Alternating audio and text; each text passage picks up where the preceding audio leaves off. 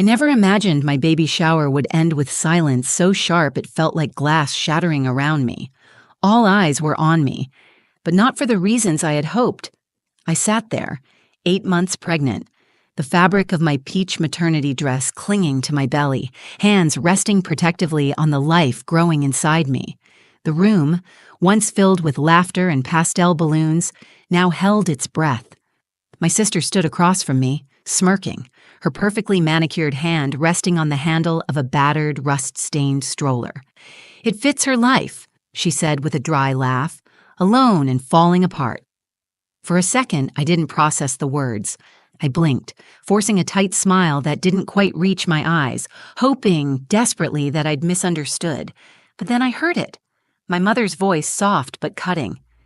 "She's lucky she even got invited." She didn't say it like a joke. No trace of humor, no wink, just fact. A cold confirmation of something I'd always feared she believed. I felt my breath catch. My heart began to race, thudding loudly in my chest as if it wanted to escape. My hands trembled slightly as I smoothed down my dress, trying to appear calm, composed. I could feel the weight of the guests' stares pressing down on me like a spotlight I never asked for. I didn't look at Veronica, my sister. I couldn't. But I saw her from the corner of my eye, her mouth curled into that familiar, satisfied smirk she always wore when she thought she'd won. Ezra, my husband, sat quietly beside me. He didn't move, not yet, but I felt his fingers lightly graze mine under the table.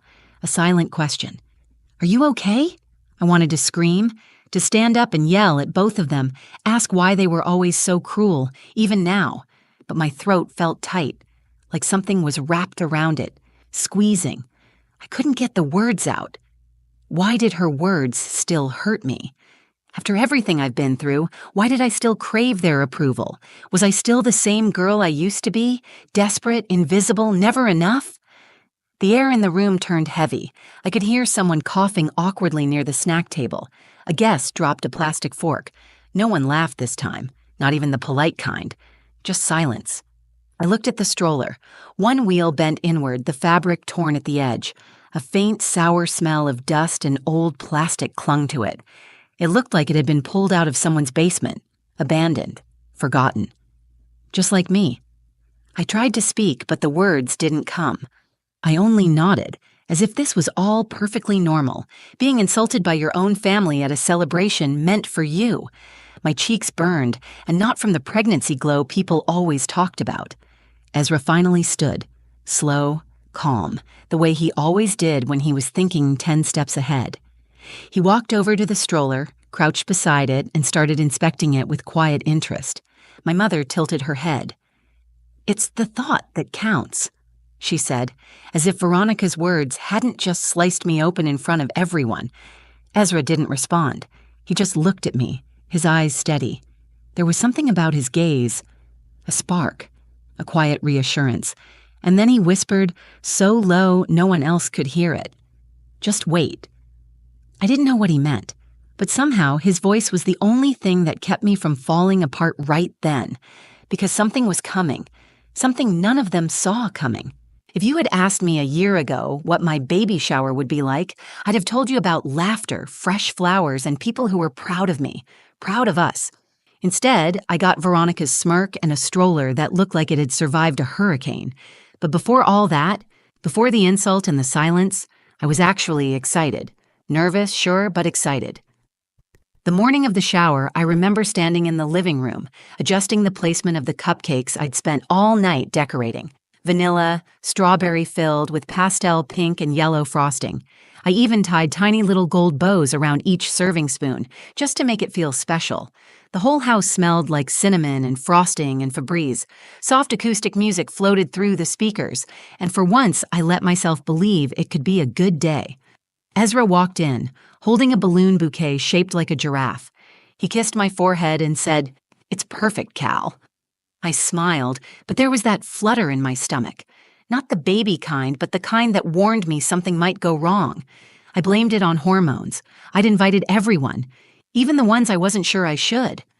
Veronica, my mother, Darla, my Uncle Jay, who'd probably drink too much and bring up politics. But I invited them all anyway, because I thought, Maybe this would be the moment things changed. Maybe they'd see me differently now. Not as the quiet, awkward second daughter. Not the one who always needed help or guidance. But as a mother. Someone who'd grown up. Someone worth showing up for. I had tried so hard for this baby. Years of doctor visits, hormones that made me cry at laundry commercials, surgeries, prayer, disappointment, and then, out of nowhere, this little miracle. When I found out I was pregnant, the first person I told, after Ezra, was Darla. I thought maybe, just maybe, the news would spark something in her, but her response was, "Are you sure it's a good idea right now?" Right now. As if timing had anything to do with it after everything we'd been through. Still, I didn't let it crush me. I sent invites. I planned everything myself.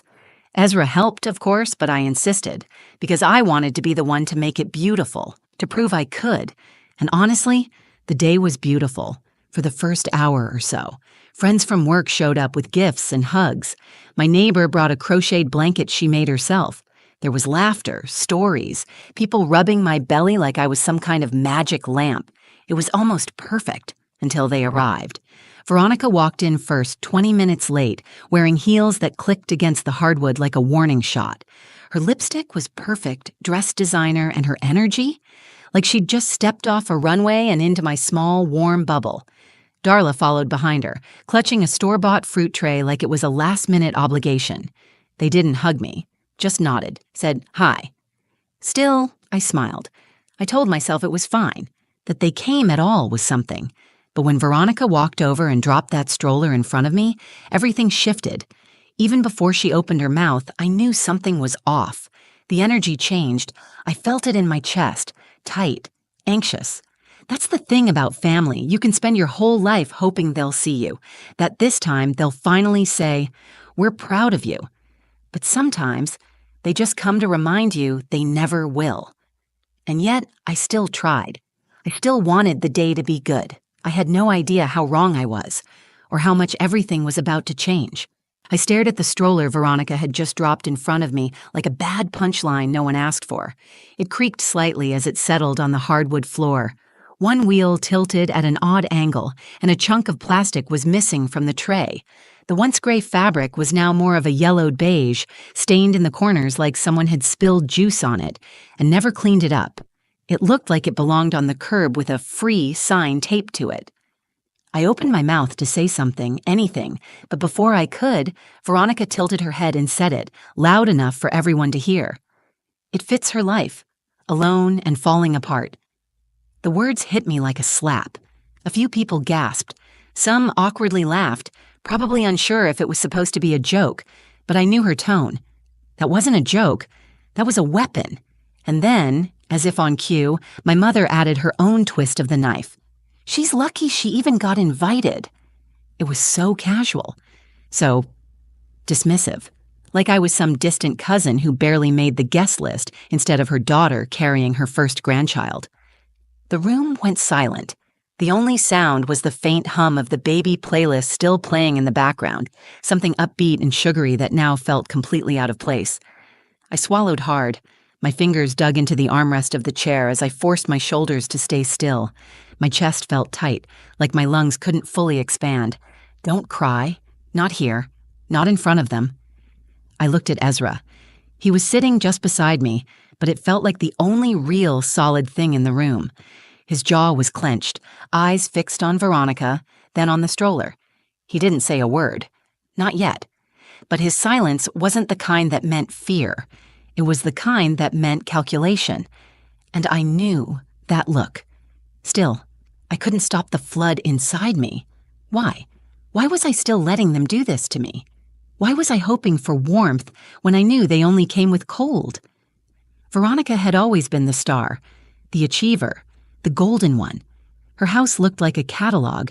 Her kids wore matching monogrammed outfits, and her Christmas cards arrived in the mail with gold foil embossing and flawless smiles. Me? I was always the one who struggled, the one who needed help. And when I got pregnant, finally, miraculously, I thought maybe this was the moment they'd see me not as the girl who always fell behind, but as someone worthy of standing beside. Instead, they brought a stroller from a junkyard and jokes wrapped in poison. Someone near the kitchen whispered, "That's kind of messed up." But no one said it loud enough to matter. The weight of that room, it was unbearable. And yet I stayed sitting. I didn't stand up, I didn't scream, I didn't defend myself. I wanted to. God, I wanted to yell, "Get out! Both of you!" But the words caught in my throat. I just nodded, just smiled, just pretended this was fine, because that's what I'd been trained to do, to smile while bleeding. Ezra leaned in and gently touched my hand. His thumb moved in small circles over mine, our silent language. Then he stood up, calm, steady, and walked over to the stroller like it was something worth inspecting. Darla rolled her eyes. "It's the thought that counts," she muttered. But Ezra didn't look at her.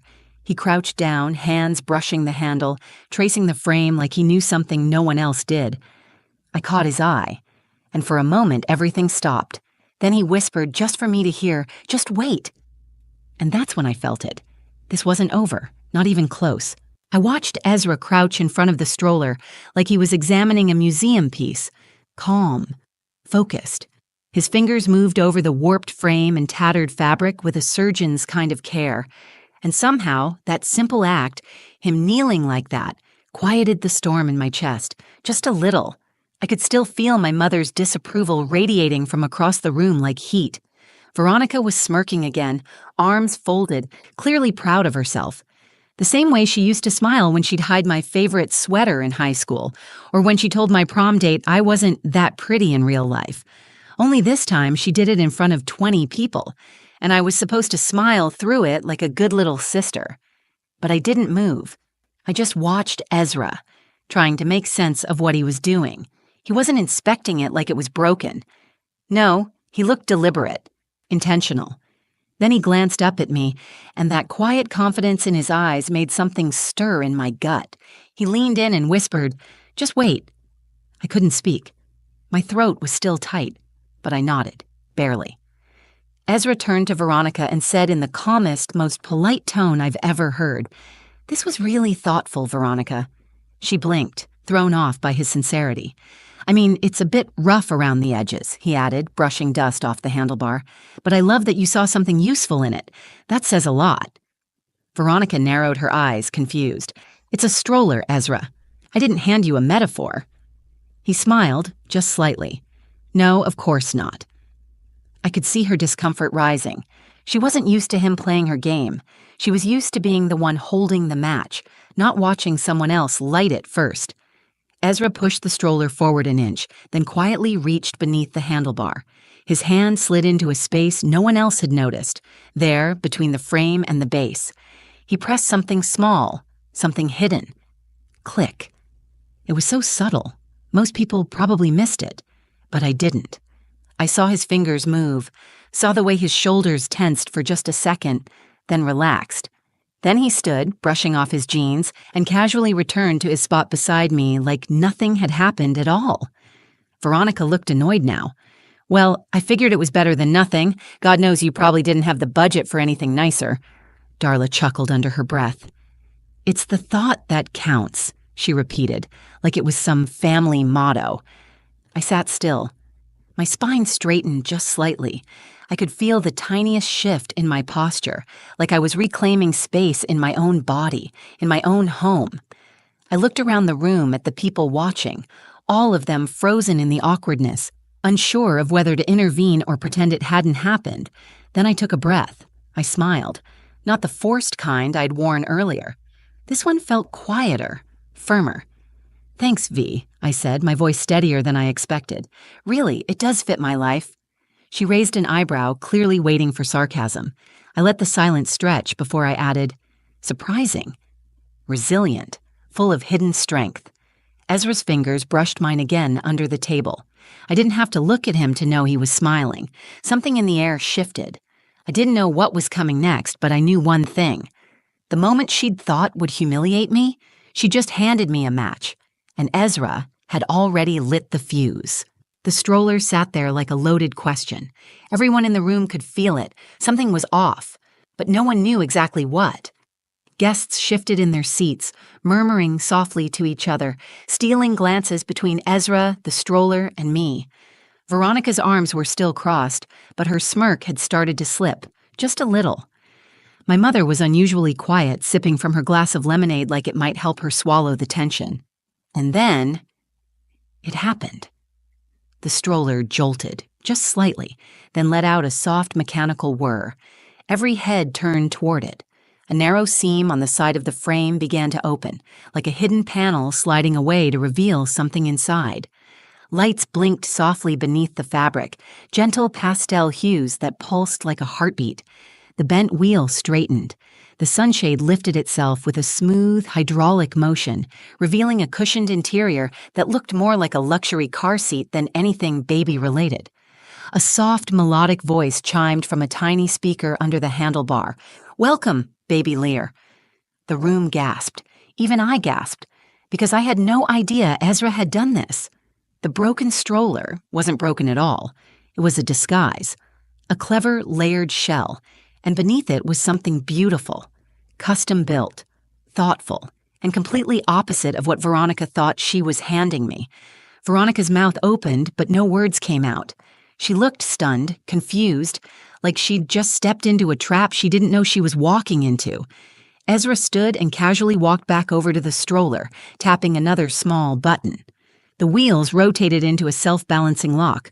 A touchscreen lit up on the handlebar displaying temperature controls, a built-in monitor, and a small voice recording feature. He looked at the guests and said, "It's something I've been working on with a friend from my engineering program. Was going to surprise Callie next week, but I guess Veronica helped me reveal it a little early." He glanced at her then, not angry, just amused. "It's built for durability, city terrain, safety, and yeah, it looks a little rough at first," he added, looking at the outer shell, "but sometimes the best things do." There was a pause, and then applause. Started slowly, a few claps from the back of the room, then more. A couple of people laughed. Someone even said, "Wow, that's incredible." One guest whispered, "That's actually genius," loud enough for everyone to hear. I just sat there, stunned. Tears pricked at the corners of my eyes, but not from shame this time. From awe. From gratitude. From something rising in my chest that felt like power. For the first time in a long time. I stood up, steadying myself with one hand on the chair, the other on my belly. I looked at Veronica, who now seemed small.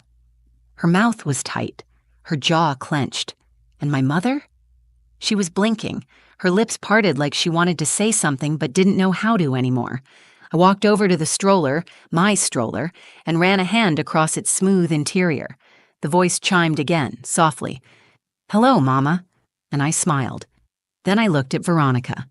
"Thanks for the gift," I said calmly. "You were right. It does fit my life." I paused, then finished. "Stronger than it looks. Full of surprises. And definitely not falling apart." She didn't reply. She didn't have to. The look in her eyes said everything. Shock, confusion, and a flicker of something else. Regret. Ezra came over, wrapped an arm around my shoulders, and kissed the top of my head. And for the first time that day, I didn't feel small. I felt seen. I felt whole. The guests began to drift toward the kitchen after that. Some grabbing cupcakes, others starting conversations again, the mood noticeably lighter. The air felt less heavy, like a storm had passed and left everything washed clean. But I stood still for a moment, hand resting on the edge of the stroller, just breathing. I could still hear the soft echo of the voice, "Hello, Mama," replaying in my mind like a lullaby I didn't know I needed. My heart was full, overwhelmed, and steady all at once. Veronica didn't say anything else. She didn't apologize. She didn't try to explain. She just grabbed her purse, muttered something to Darla, and walked out the door, heels tapping the floor like a retreating drumbeat. No goodbye. No congratulations.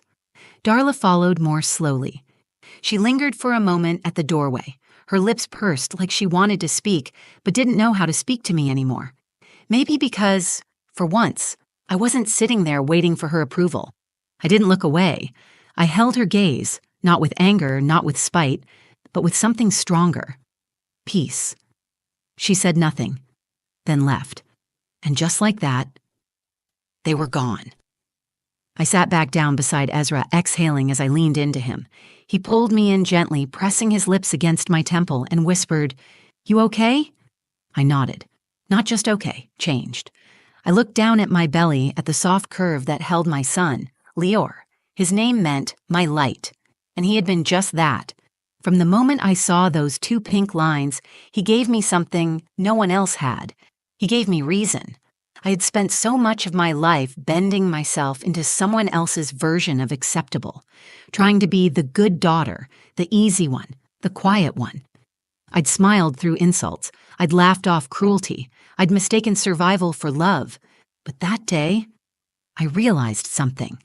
Sometimes silence isn't weakness. Sometimes it's strength. Sometimes it's the space where your power grows quietly, waiting for the moment to speak louder than words ever could. Ezra didn't fight my battles for me. He just reminded me I wasn't alone in them. That matters. That changes everything. As the sun began to dip through the windows, casting warm gold across the nursery corner, I walked back over to the stroller. It stood there quietly, as if proud of what it had just revealed. I reached into the pocket where Ezra had hidden the activation switch. Inside was a note, folded small. It read, "For you, Callie. For every time they made you feel like less, this is to remind you you've always been more." Tears fell freely then, but not from pain, from healing. That night, long after the last guest left and the wrapping paper had been tossed in a bag, Ezra and I sat on the couch, lights dim, my head on his shoulder. We didn't talk about Veronica, or Darla, or what the guests would say. We talked about Lior, about midnight feedings, stroller walks, and lullabies we hadn't picked yet. We talked about our future, one that didn't revolve around trying to fix the past, and I made myself a promise. My son will never grow up in a home where love feels like a competition. He'll know his worth, not because he earns it, but because he exists. That's the difference. That's the legacy I choose. So to anyone out there who feels like the background character in their own story, waiting for someone to finally notice them, don't wait. You don't need permission to take up space. You don't need their validation to know you belong. You already do. And sometimes all it takes is one push of a hidden button to reveal just how much light you've had inside you all along. So, yeah, that was my baby shower. Not exactly the fairy tale I pictured, but in a strange way, it turned out to be everything I needed. If this story spoke to you, if you've ever felt like the outsider in your own family, or had to find your strength in silence, I'd love to hear from you. Drop a comment below and tell me your story. You're not alone. If you felt something while watching this, if it made you pause or think or just feel a little less invisible, please hit that like button. It really helps more people find this video and this message. And if you know someone who needs to hear this, share it with them. Maybe they're waiting for their own hidden button moment, too. Make sure to subscribe to the channel for more real stories, more heart, and more moments that remind us we're all doing our best out here. Thanks for watching, thanks for listening, and most of all, thanks for staying. I see you.